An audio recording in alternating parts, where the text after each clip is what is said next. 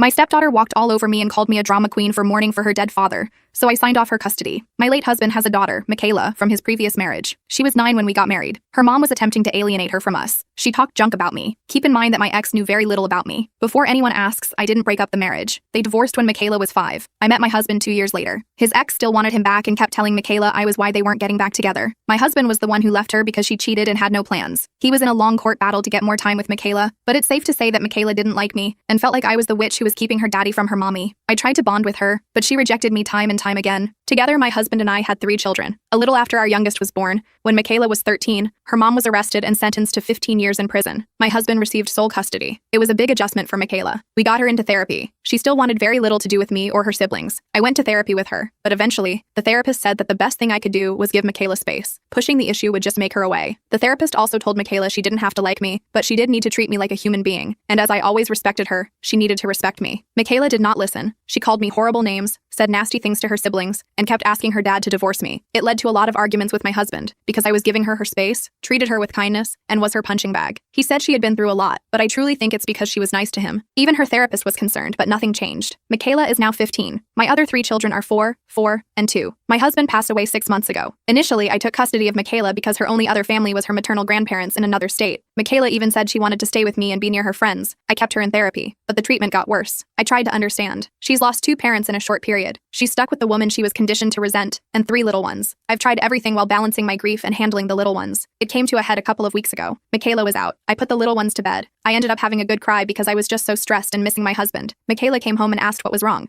I told her. She began calling me a whiny drama queen, saying now I know how her mom felt when he wouldn't take her back. She called me a bunch of terrible names and kept following me to taunt me as I walked away. I finally locked myself in my room. After speaking to my therapist, I realized this isn't good for my mental health. I called her grandparents and said I'd sign custody to them. I asked them to get her sooner rather than later. When I told Michaela, she started crying. She begged me to let her stay. I said no, if I'm so awful or such a witch, she shouldn't be here. She said she didn't mean it. I looked her in the eye and said she's been saying it for 6 years. I'm finally setting her free. She won't have to deal with me or her demon spawn brothers. Her words, ever again. She said her grandparents have a lot of rules. I told her that's a shame, but maybe it'll straighten her out. It was the harshest I've ever been with her, but I couldn't keep up the kindness. They came to get her within a few days. She didn't say goodbye. Her grandparents have maintained contact with me and told me they're getting her a new therapist, and she'll attend a new school in the fall. I said I hope she does better. My husband's friends find this all to be incredibly cruel. She says I should have tried more, that shipping her off won't do any good. They say it isn't what he would have wanted.